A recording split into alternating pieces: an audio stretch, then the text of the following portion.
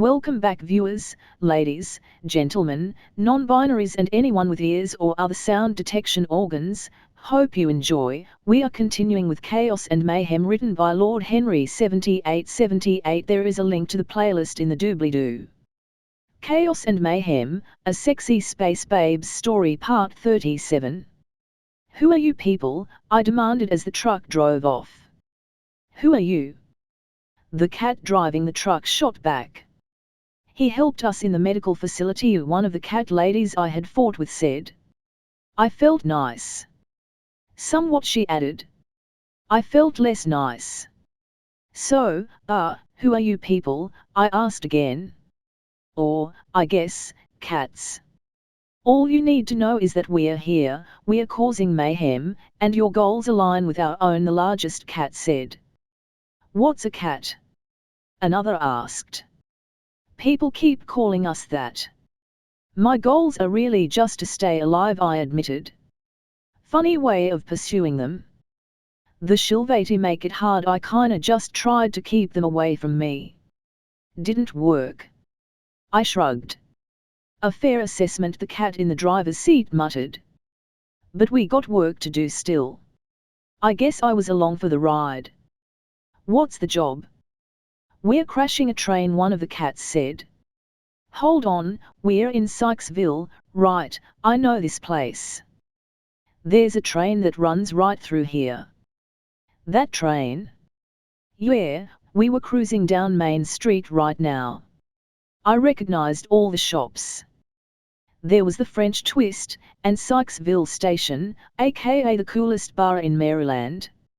Look, this place is important to a lot of people.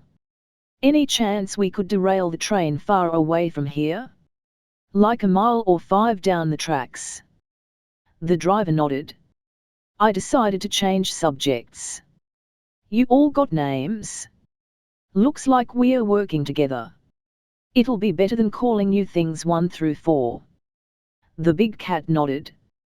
Well said, I am Sashin. The two sisters are Shrak and Darach. The man in the driver's seat is Gore.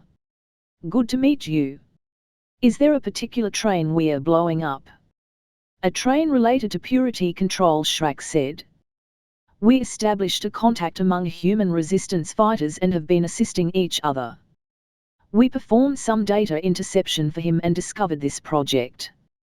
Gore reached out and put something on the roof. Grab onto something. What happened next was awesome. A spaceship just landed right in front of us, and without missing a beat, Gore drove aboard. There was one question nagging at me. Okay, 2. So, like I started. You guys are these crazy alien terrorists, or mercs, or something. The ship landed itself. So what's with the pickup? Local transport. Disguise. Good point. And how the hell did you get through the blockade? I got out of the truck and looked around. It looked like a cramped-ass spaceship. Our employer stole some IFF codes. Of course. Stock up, Sashin said. Our contact said humans used large-caliber weapons. Said this rifle would fire something called .458 Winchester. She tossed me the rifle. Okay, I played Call of Duty, I recognized an M1 Garand. This one though, had a far larger barrel and an enormous magazine. Plus a muzzle brake and a weird-looking stock. Shrak also passed me a box. These bullets were huge. That'll do it, I started sliding the rounds into my custom magazine. So how are we derailing a train? And what the hell is that? A little creature resembling a green frog the size of a basketball wandered out of the pipes. Sashin chuckled. Looks like we got another stowaway. Actually, this is exactly what we need, Darach said, picking it up as a second frog appeared. Nobody'll notice a couple, Rhinal. Sorry, what? I was a little confused. Tool using presentience, Sashin explained. Thanks to the roaches, they are everywhere. Pests, really. Perfect little suicide bombers, Gore added, tossing a roll of duct tape into a box labeled dynamite. They must have picked up a bunch of weapons earthside. Bring it over here. Darach and Gore got to work, rigging up the frogs with bombs. They even had old alarm clocks. The result was like my childhood psychoses come to life. Get some rest, Sashin ordered. We got a day or so. Didn't need to tell me twice. I passed right the fuck out. And awoke to Gore shaking me awake. It's time. I got up with a groan and hefted my rifle. Yee up, I followed them into the truck. The froggies sat in the bed, rigged up with dynamite attached to wires and analog clocks. It was almost comical. Okay, lies. Totally comical. We drove out through Sykesville, right down Spout Hill Road before making a left down the train tracks. This was really weird for me. I had always come down here for parties in high school. I obviously couldn't go to the bars, but lots of people loved this place.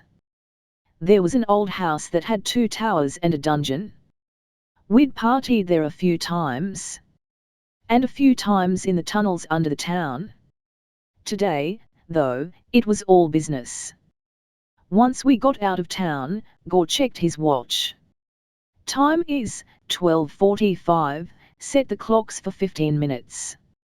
Darach wound the clocks and set the frogs, the rhino on the ground. They immediately waddled off. They hunt by vibration, she explained when she saw my quizzical expression. They'll seek out the largest source of vibrations and congregate on it. It's how they hunt larger animals. Of course. That was indeed what the 2 stabby frogs, or rather explodey frogs, were doing. They wandered through the unfamiliar undergrowth, stopping only to pick up sharp rocks. There was a huge thing nearby, and it was exactly what they were looking for.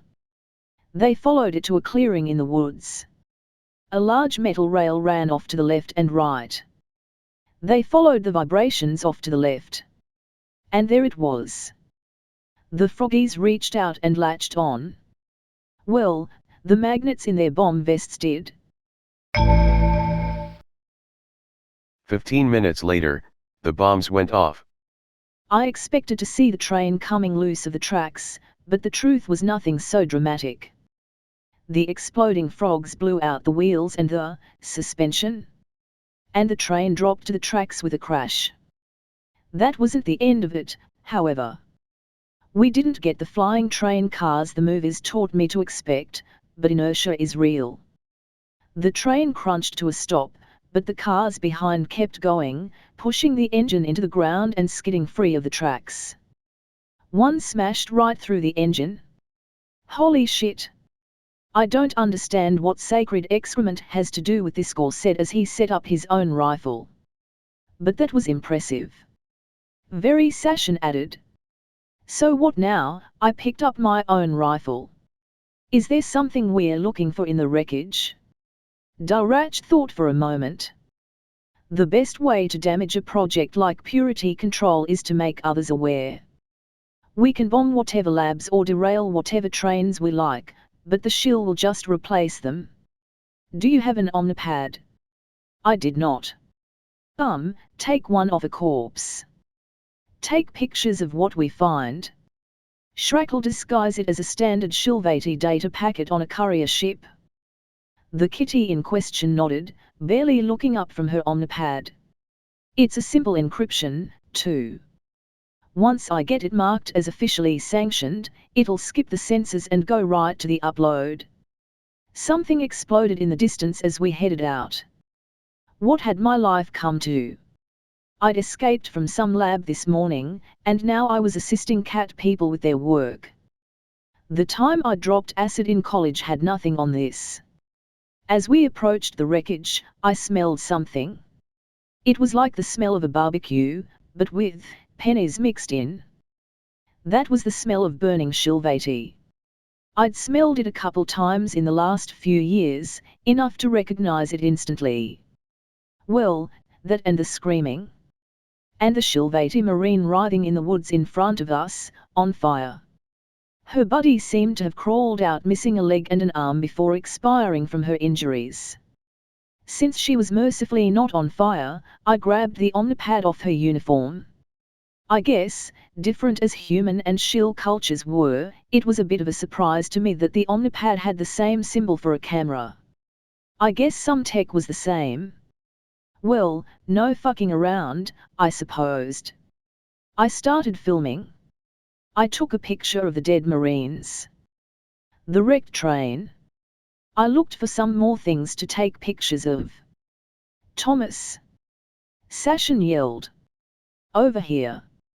I put the pad away and ran over. The Catwoman was looking at a train car. The side had torn open, spilling plastic boxes everywhere. Frozen plastic boxes, if the cold air coming from the train car was any indication. This is the purity control car, she said grimly. It will contain a separate manifest from the rest of the one of the train cars exploded, sending smoke and flame high into the atmosphere. From the rest of the train. Darach is inside looking. In the meantime, she grabbed her knife and tore open the box before dropping it in surprise and disgust. Darkness, protect me. What looked like meaty beans in glass tubes spilled out. Are those testicles? I retched. I don't know enough about human anatomy to be sure. Darach sounded like she was going to puke. They looked like balls. I found it. Darach popped her head out of the ruined train car, wielding an omnipad. There's some vile stuff on here. Experiment logs, a cargo manifest, a cancelled prisoner manifest. I think we were responsible for the lack of prisoners. Or you were, Thomas. I shuddered. How close had I come to being chopped up, and my balls stuck in a glass tube on a train? I took pictures. Send me the manifests, too. I'll put them in the data packet. Yup. Darach fiddled with the omnipad. Mine blooped. I took more pictures of boxes of organs. Does it say what purity control is actually about? The accursed research program had been a constant presence in Maryland since day one. Darach scrolled through the pad. Oh. Oh. Mother Darkness. That's worse than I thought. She told me exactly what she found. The people involved need to be killed, I growled. Not brought to trial, they'll just get off. No prison. Dead. Dead. Done gone. I agree, Thomas Sashin said. What is being done here? No punishment is too great. No punishment is enough. But true justice will only come with the end of this program. I considered her words. On the one hand, I knew I was right. These people had to be killed. On the other, I knew Sashin was right. If there was to be justice, we had to bring it ourselves. I took some more pictures and a little video. So what's our next move? End of chapter. If you enjoyed, like, subscribe, click the bell so you don't miss any episode, and do all the other YouTube stuff. Visit and support the author. All the relevant links are in the doobly-doo, and comment your opinions, good or bad. And I'll see you next time. And as usual, have a wonderful day.